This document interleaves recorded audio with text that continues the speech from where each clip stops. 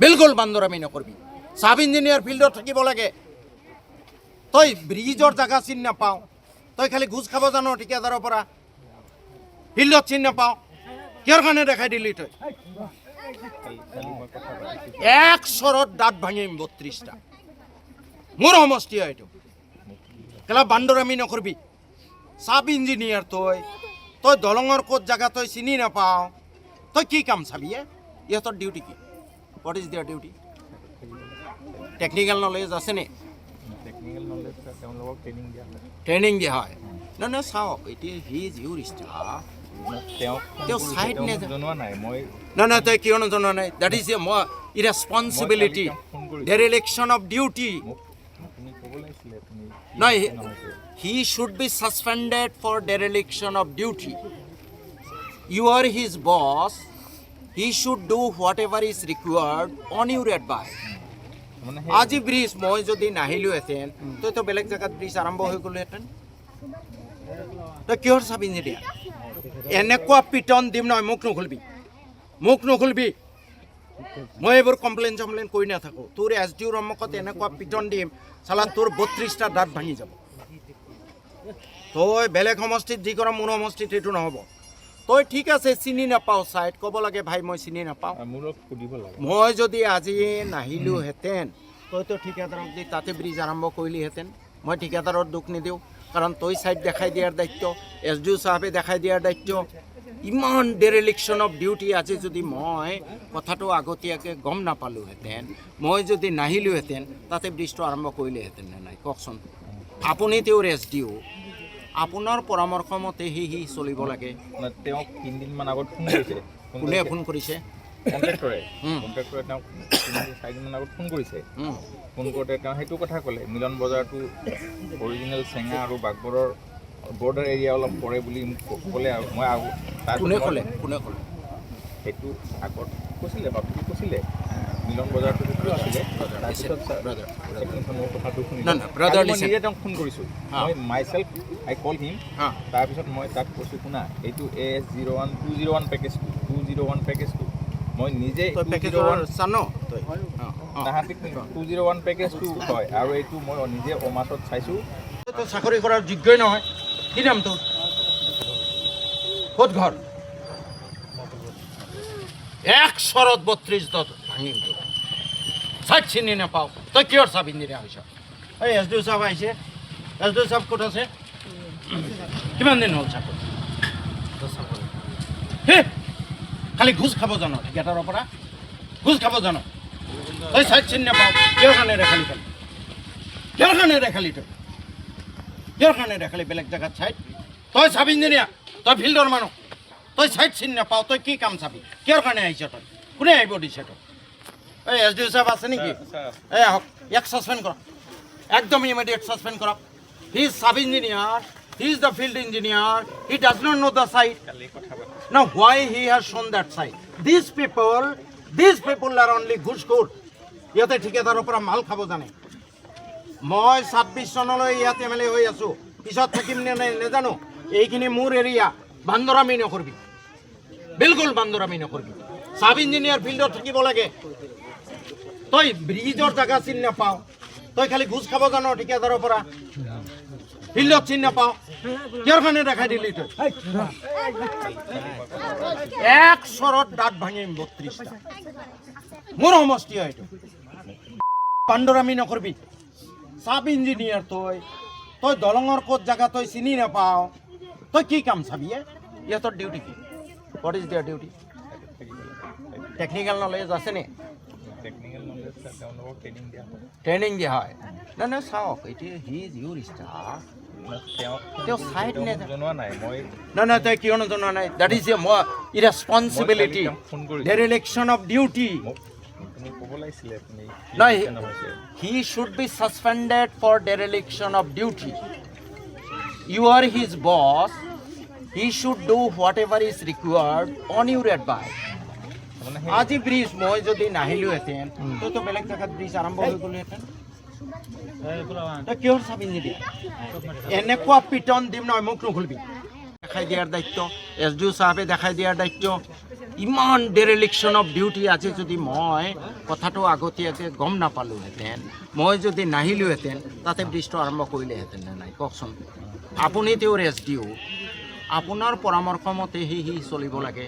তেওঁক 3 দিনমান আগত ফোন কৰিছে। কোনে ফোন কৰিছে? কণ্ট্ৰেক্টৰে তেওঁক 3-4 দিনমান আগত ফোন কৰিছে।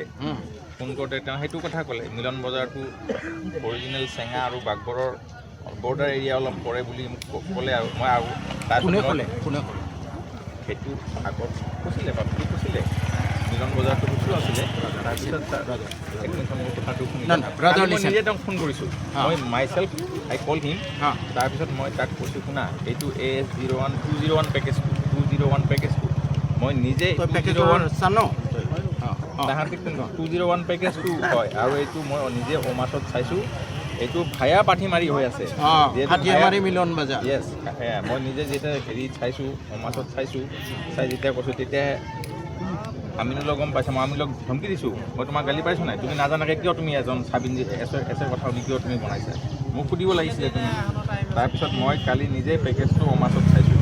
অমাছত চাই যেতিয়া চাইছোঁ মাজৰ চৰিতগাটো খাটিয়ামাৰি মিলন বজাৰ ভায়া পাঠিমাৰি এইটো লিখা আছে। আৰু ইন দ্য মিন টাইম যেতিয়া কামটো আহিছে, কামটো তাত ভেৰি ক্লিয়াৰলি লিখা আছে AS0 পেকেজ নাম্বাৰ AS0201। 201টোতো PM01ৰ, সেইটোতো আজি 10 বছৰ আগতে হৈছে। মইতো 10 বছৰ আগত নাই, ইয়াত আহিবলৈ মোৰ 2 বছৰ হৈছে। মোক তুমি নাজানা মোক সোধা, মই নাজানো মই মোৰ হায়াৰ অফিচাৰক সুধিম। ইঞ্জিনিয়াৰ নাজানে AC সুধিব, AC নাজানে চিফ ইঞ্জিনিয়াৰক সুধিব। তেতিয়া দৰকাৰ হ'লে আমি আহি লেট লংটো চাই ল'ম ক'ত আছে ক'ত নাই, হয় নহয়। সি আকৌ কি বা কৈ দিলে ঠিকাদাৰক ভুল হৈছে। নাজানিলে মোক সুধিবা। তই কি চাই আছ? তোমাৰ যিদিনাখন ফোন কি চাই আছ তই? 10 বছৰ চাব ইঞ্জিনিয়াৰ কৰিছ না? Please brother socks. হ'ব মই চাই এইটো। This is serious dereliction of duty. It is a good luck that I have come to the field for foundation stone laying. Otherwise, he would have misguided the contractor, or maybe in connivance with the contractor, he would have gone for construction of that side. In that side, it is the duty of the executive engineer, and maybe on his behalf, his subordinate engineers, SDO or anybody, should give the side. He is not at all authorized. This stupid guy. চেঙাত কৰি থাকিবি, এইবোৰ বেলেগ সমষ্টিত কৰি থাকিবি, মোৰ সমষ্টিত এইবোৰ নচলিব। তোক ক'ব লাগে মই চিনি নাপাওঁ, তোৰ ছাৰক সুধিব লাগে, ইঞ্জিনিয়াৰক সুধিব লাগে, এইবোৰ চব তাজুদ্দিনে চব জানে। কল তাজুদ্দিন অলছো, মই তাজুদ্দিনকো ফোন কৰিছোঁ। তাজুদ্দিনে কৈছে ছাৰ মই ব্ৰিজটো নাচাওঁ, এনে ব্ৰিজটো মই ইমান নাচাওঁ। He knows the location. কালিতো ইমানখিনি ৰাতি 10টা বজাতহে মই গম পাইছোঁ যে বেলেগ জেগাত ফাউণ্ডেশ্যন ষ্টন। তই কুমাৰগোলবাৰী ইমান ডাঙৰ মাদ্ৰাছা আছে, তোৰ চৰিত্ৰ এইটো কিমান ঘোচ খাৱ মাহত, কিমান ঘোচ খাৱ? এই ঘোচৰ পৰা তোৰ হাৰাম তেজ জন্ম হৈ আছে, ল'ৰা ছোৱালী নষ্ট হ'ব। বুজি পাইছ না? গুমাফুলবাৰী মাদ্ৰাছাৰ ইমান সুনাম আছে, আৰু তই এনেকুৱা মোৰ সমষ্টিত নকৰিবি দেই। ভৰিত থ'বলৈ তই এনেকুৱা 2 নম্বৰী হ'লে ভৰিত থ'বলৈ দুঃসাহস নকৰিবি মোৰ সমষ্টিত। আজি যদি মই নাহিলোহেঁতেন ফাউণ্ডেশ্যনত, টেল মি ব্ৰাদাৰ, বেলেগ জেগাত মোক আগতেও ইহঁতে কৈ আছে ছাৰ এইটোতো চেঙা সমষ্টিত, বোলে ষ্টপিট, এইটো মোৰো সমষ্টিত। আজি বেলেগ জেগাত RCC হৈ গ'ল। ময়ো প্ৰথমতে কৈছিলোঁ চেঙা বুলি, মই মিলন বজাৰ চেঙা বুলি কৈছিলোঁ। তেতিয়া আকৌ আপোনাক ক'লোঁ নে তাত আমাৰ ডিছকাছ হৈছে এসপ্তাহ আগত, 1 week before we have discussed। তেওঁ যেতিয়া ক'লে মই বোলো চাই ল'ব দেই, এটা কিজানি চেঙাত পৰে নেকি, কৈছেনে নাই? তেওঁ যেতিয়া আপোনাৰ লগত কথা পাতিলে তেওঁ ক'লে নাই ছাৰ 2টা বাগবৰতে। আপুনি এটা কাম কৰিব, সন্মানীয় মুৰব্বীসকল, সন্মানীয় আমাৰ বিভাগৰ সহকাৰী কাৰ্যবাহী অভিযন্তা চাহাব, সন্মানীয় অন্যান্য বিষয়াবৰ্গ আৰু আমাৰ মৰমৰ যুৱ বন্ধুসকল, সন্মানীয় মিডিয়াৰ বন্ধুসকল, আজি আপোনালোকৰ এই অঞ্চলৰ কাৰণে এটা বৰ ভাল খবৰ। আমাৰ ৱৰ্ল্ড বেংকৰ পৰা 4.5 কোটি টকাৰ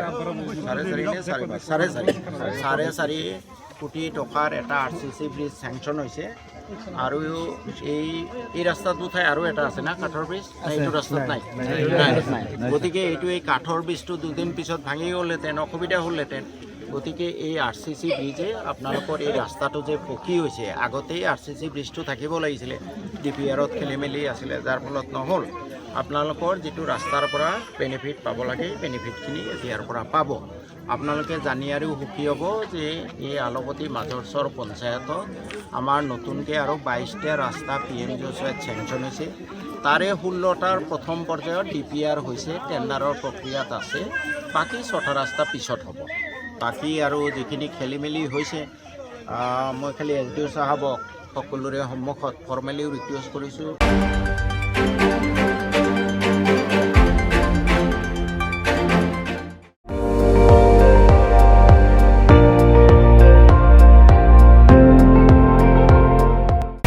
আপুনি চাই আছে ND24, সৰ্বশ্ৰেষ্ঠ নহয় সৰ্বোত্তমৰ দৌৰত।